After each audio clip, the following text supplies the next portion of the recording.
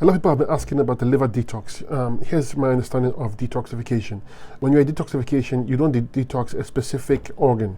The body doesn't work that way. The body is interconnected. And if you have issues with your liver, it's most likely acidosis, which means that the body is highly inflamed or is highly acidic. And it's taking acids, it cannot get rid of acids, metabolic waste from the cells.